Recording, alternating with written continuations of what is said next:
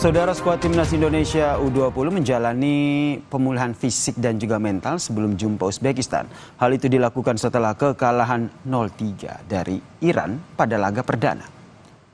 Indonesia membutuhkan kemenangan melawan Uzbekistan dalam laga kedua grup B Piala Asia U20 2025 pada Minggu malam. Data SofaScore mencatat Indonesia dan Uzbekistan telah bertemu 2 kali dalam 2 tahun terakhir pada Maret 2023. Kedua tim bermain imbang 0-0 di babak grup Piala Asia U20. Kemudian pada Januari 2024 Uzbekistan menang 3-2 dalam laga uji coba. Sebelumnya, saudara, timnas Indonesia U20 memulai laga di fase grup dari grup C Piala Asia U20 2025 dengan kekalahan telak atas Iran. Tampil menekan, Iran langsung menciptakan gol saat laga baru berjalan 5 menit melalui Hassem Nafari. Skor 1-0 bertahan hingga turun minum, saudara. Memasuki babak kedua, gawang Garuda Muda kembali kebobolan melalui kaki salto dari Ismail Goizadeh pada menit ke-63. 7 menit berselang, giliran Mobin Denham yang menambah rekening gol Iran menjadi 3-0 yang bertahan hingga laga usai. Hasil ini pun bawa Iran U20 berada di posisi puncak klasemen grup C Piala Asia U20. Sementara itu Indonesia di U20 ini berada di dasar klasemen.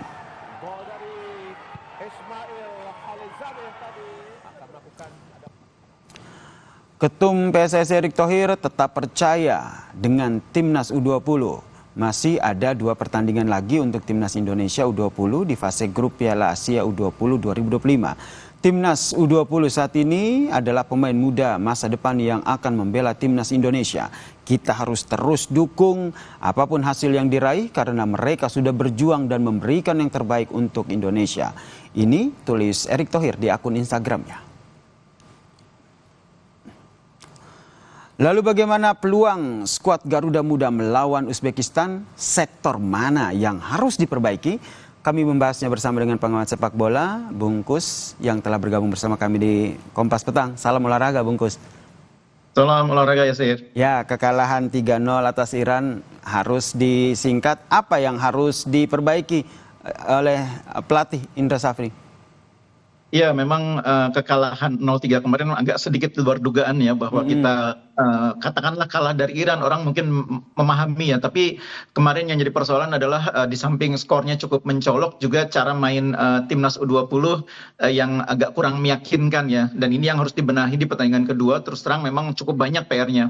Yang pertama misalnya pertahanan kita mengalami persoalan dengan kemampuan mengantisipasi umpan-umpan silang. Jadi dari 3 gol yang dibuat oleh Iran, 2 diantaranya melalui sundulan ya, 1 lagi melalui tendangan salto, itu pun dari umpan silang ya, early crossing. Karena itu di pertandingan kedua kita harus atasi, jangan sampai lawan terlalu mudah mengangkat bola ke dalam kotak penalti, nomor 1. Nomor 2, jangan sampai kalah dalam duel di kotak penalti. Nah itu artinya butuh perbaikan terutama di lini pertahanan.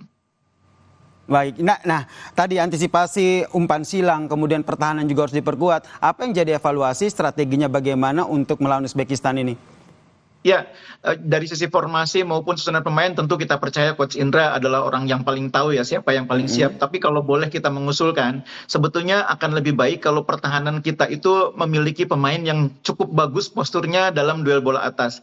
Kita sebetulnya punya Sultan Jaki ya, pemain dari PSM yang posturnya cukup bagus, dan di pertandingan uji coba di turnamen mandiri dia juga bermain cukup baik dalam situasi bola atas, dan sempat dimainkan dalam formasi 3 di lini pertahanan, 3-4-3 atau 3-5-2. Coach Indra kan kemarin memilih bermain dengan 4-4-2, di mana duetnya Kadek Arel dan Iqbal kelihatan tidak terlalu kuat dalam duel bola atas. Nah mungkin di pertandingan kali ini lawan Uzbek, meskipun Uzbek posturnya tidak terlalu tinggi-tinggi, dengan kita relatif tidak terlalu beda jauh, tapi saya pikir mereka pasti mempelajari bagaimana cara Iran mendapatkan 3 gol. Jadi harus diantisipasi kemungkinan Uzbek tetap memainkan cara seperti yang dilakukan oleh Iran. Umpan-umpan silang, bola-bola atas, itu harus diantisipasi. Itu kalau dari sisi pertahanan. Baik, ini yang kita harapkan, ini ada strategi yang diperbaiki sehingga Indonesia akan menang menghadapi Uzbekistan ini. Terima kasih M. Kusnaini, pengamat sepak bola, telah bergabung bersama kami di Kompas Petang. Salam sehat. Dan saudara, dari era divisi Belanda, PSV Eindhoven gagal menang kala memberikan jamuan kepada FC Utrecht. Kedua tim harus puas bermain imbang 2-2. PSV Eindhoven, sang pemegang puncak klasemen, menjamu Utrecht di Philips Stadion. Baru 11 menit laga berjalan, PSV berhasil membuka gol lewat Armando Obispo. Namun sang tamu langsung bereaksi. Di menit 16, Utrecht sukses menyetarakan skor melalui gol yang dipersembahkan Mike van der Horn.